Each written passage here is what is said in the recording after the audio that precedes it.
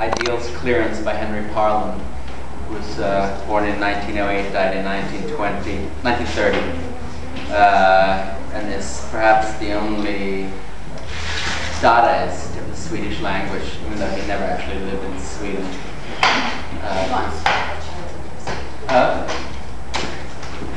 He was born in Russia and lived in Finland for a while and died in Lithuania. Anyway, this is from a sort of sequence called Socks. First the sun played, smiled as only women in the rainbow can smile. Then somebody started philosophizing. Analytically, I think he said.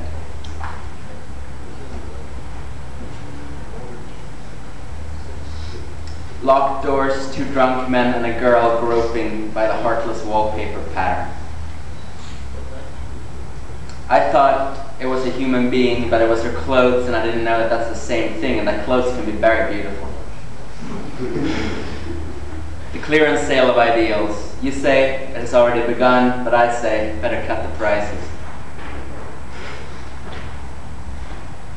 The agenda of the white pants. We should be more clothes, less human, and the soul sewed into the cuffs.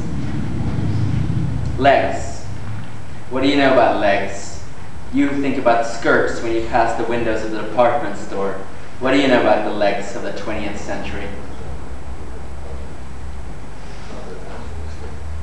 So he was only about 19 when he wrote this. There are a lot of poems about legs, women's legs, being drunk. The big morning after, when the stars burp and all the archangels drink mineral water, we will gather at the cafe, listen to the melodies of women's legs. Met Spain's most beautiful dancer, Nana de Herrera, who spoke German very well at the Obo train station. Her lips beamed stoplights and all the locomotives held their breaths as she spoke German very well.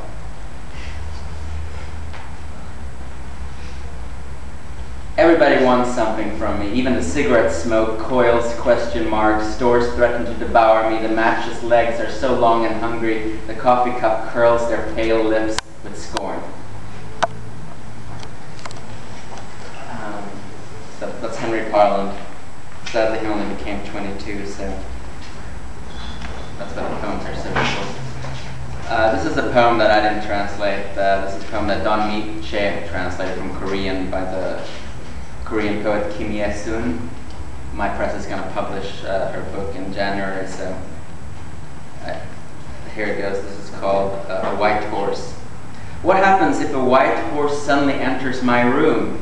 What if the horse completely fills my entire room? What if the horse shoves me into its huge eyeball and keeps me in there? A shiny train enters the horse and dark people get off the train. The sun fades and as the door of the deserted house opens, she who is dark grabs onto her torn blouse and runs out, and the stars amass around her ankles. Wait a second, then she goes into the empty house and drinks pesticide, then runs out.